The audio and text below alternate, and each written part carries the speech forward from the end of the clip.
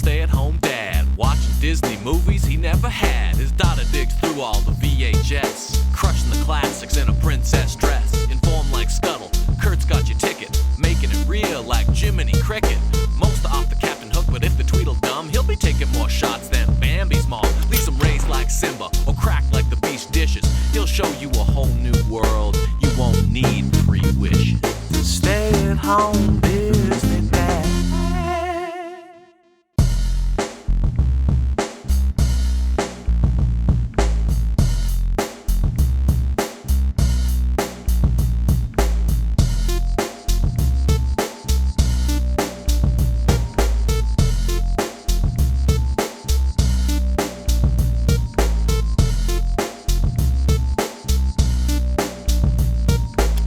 I can't believe it's taken us over 150 episodes to get to this absolute gem, but let's go. Halloween 2022 Nightmare Before Christmas is a movie I had seen before we started this journey through the VHS bins, and it's an amazing movie that checks all my boxes, but yet it was never something I felt the need to watch and rewatch over and over around the Halloween or Christmas seasons. Couldn't tell you why. I really have no explanation. I love this movie. It's just Halloween movie time watching is always reserved for legit horror franchises for me, so I guess this one got left behind. We press play, feature presentation. Touchstone Pictures presents Tim Burton's Nightmare Before Christmas. Great intro. The narrator takes us through the holiday woods, and it's a bit of a tease.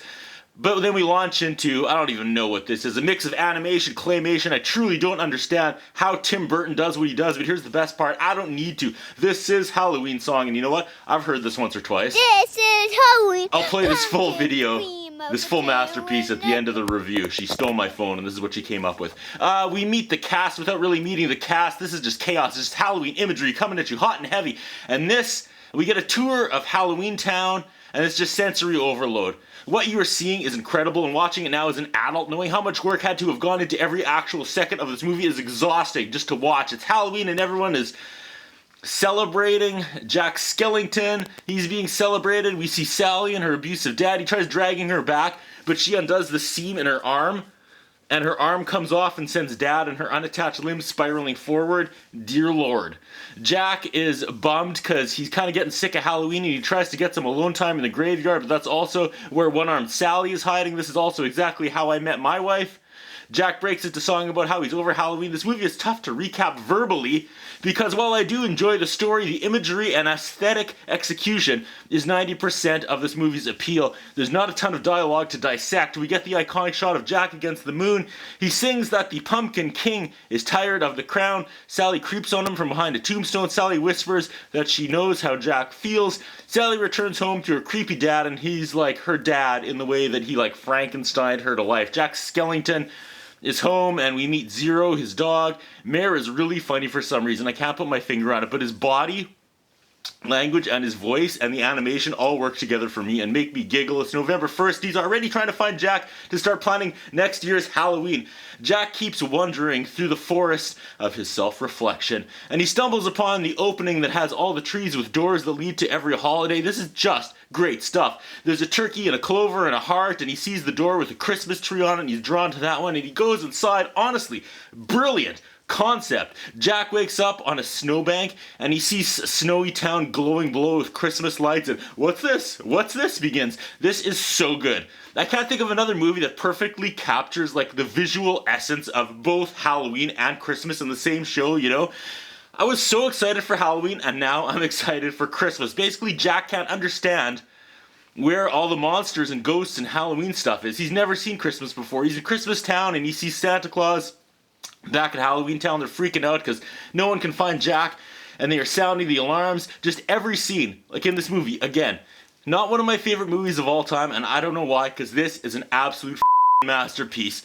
You know what I mean? Like, this movie set out to do something incredibly ambitious, and it somehow over-succeeded in that. Jack returns a new man. He's got a bag of toys, and he's like, guys, you are not gonna believe where I was. Jack holds a town meeting, and he tries telling Halloween Town about Christmas Town. Again, just the animation of Jack's body language as he paces back and forth across the stage is amazing. He shows them a present, and everyone was like, is there a bomb or a head in it?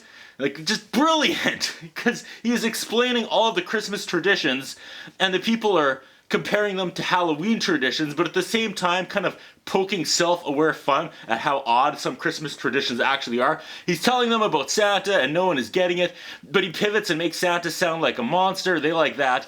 Jack is obsessed and he's trying to figure out everything he can about Christmas. At one point, he's reading a book called Rudolph. Jack goes to the doctor. At the same time, Sally's dad comes for some supplies. He dissects his sack full of gifts and toys he brought back, and this is very Tim Burton. Like, this scene is more Tim Burton-y than the rest of it. I don't know why. It's amazing that they didn't have any sort of toy tie-in or play sets when they made this movie, right? Like, imagine owning a Sally's House play set back in the day. Sally goes to Jack's house and sends up a care package. This part reminds me of The Crow, which is also a movie I love. The townspeople are singing about how something's up with Jack. He's losing his mind. He wants Christmas so bad, and he decides that this year he's going to bring Christmas to Halloween Town. He starts delegating the jobs to the townspeople. They're like, awesome. How horrible is Christmas going to be? And he's like, no, how jolly. We meet Lock, Stock, and Barrel. They mention Oogie Boogie for the first time. Jack has Lock, Stock, and Barrel kidnap Santa. More Oogie Boogie foreshadowing. The morbid Halloween band tries playing Jingle Bells, and that's good stuff. Jack and Sally... he asks Sally to make him a Santa suit for the celebration. Sally's like, I had a premonition. It's gonna be a disaster. I see smoke and pain. And girl, you're no psychic. I have smoke and pain and disasters every day of my own life. Lock, Stock, and Barrel come and are like, we got Santa, and they unload the Easter Bunny. Wrong door. Doctor's trying to make another Sally. The town is decorating for Christmas. Jack has made his own, like, Santa's workshop. The doctor made a reindeer skeleton. They make a sleigh. They're packing it with toys. 2 days before Christmas, we go to the North Pole, and Santa answers the door, and the three kids pretending they're trick-or-treating, and they jump him and bag him. Jack is getting ready when Lock, Stock, and Barrel show up and dump the real Santa at his feet. Lock, Stock, and Barrel now take Santa to Oogie Boogie. We meet Oogie Boogie. We get the Oogie Boogie song. He sings to Santa Claus. Amazing stuff. Jack comes out as Santa, and the people of Halloween cheer. Sally covers the town in fog, so Jack can't fly out until he notices Zero has a bright red nose. Sally hopes her premonition is wrong. Jack is in the air in the sleigh, pulled by a skeleton reindeer, and Zero is Rudolph. He goes to Christmas Town. He's dropping scary gifts off to the town. Now we realize how brutally terrifying Jack as Santa actually is. He's trying his best, but he doesn't get it. He's leaving one child like a severed head. The wreaths are evil. He leaves horrible toy after horrible toy under the tree for these poor kids. This is just a tight script. The toys terrorize the kids at Christmas Town. The radio says someone pretending to be Santa is making a macabre mockery of the traditions, and the people in Halloween Town cheer. But they're getting the army after Jack at the same time. Sally pulls herself apart and uses her legs to distract Oogie Boogie, who we immediately learn has a foot fetish. As Sally rescues Jack, Jack continues to drop off presents, and he thinks he's nailing it. The army blasts the sleigh and everything explodes. Jack falls to his death. We see Jack's body. He's fried and laying in a graveyard. He comes to and breaks into a song about how he messed up and he failed. Many days do I sit at my desk myself and sing, what have I done? What have I done? The song turns and he's like, nah, that was awesome. He comes out of it and he's like, I'm the Pumpkin King and Halloween is awesome, but I should probably make things right and return Santa. Oogie Boogie has Sally and Kris Kringle, and he's gonna drop them into like the soup. Oogie Boogie is a pretty great villain. We get the Jack and Oogie Boogie showdown, and it doesn't disappoint. It's epic again. All this animation and visual. Oogie Boogie lair. It's like a dark casino. It's so good. He peels away the suit and reveals Oogie Boogie is just a pile of bugs underneath. He frees Santa and is like, I hope there's still time. He says, to fix Christmas? Of course there is. I'm Santa Claus. Sally and Jack are finally about to smash, but then the Halloween townspeople find Jack alive and everyone is celebrating. On the news, Santa pulled it off and delivered Christmas after all. Jack is very proud of the work he did. Santa goes by in the air and yells, Happy Halloween, Jack! Jack yells out, Merry Christmas, Santa! And we get a medley of a bunch of songs from the movie, and everyone in Halloween Town is singing along. Jack follows Sally to the ridge outlined by the mood, and I love this. What an iconic movie moment. We don't deserve this movie. It's perfect. Happy Halloween. I like Halloween better than you. I like Halloween better than you. I like Halloween better than you. This is Halloween. This is Halloween. Pumpkin scream of a tail and night. Whoa, soup. Still going. This is Halloween. Everybody make see the business. What is? I'm gonna try and bonk into a tree or something. Where's a good tree? This old town, everybody's screaming. It's a town of Halloween, and I'm the one hide under a bed. Sweet top, I was going, wah! No, I'm doing a soul with her. No one. If you want me to hold her so you can go, Macy. Oh. In this town, don't be reverent. Everybody's waiting for the next surprise. This is Halloween. This is Halloween.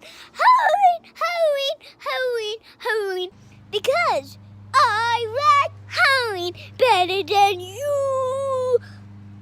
I would Halloween better than you. Nobody would Halloween, only me. That's what I think about. What do you think? What we have is a concern about Curtis Anderson. His interviewing style is not the best. His personal appearance is not the best. I was wondering if the man has some kind of a hold over the channel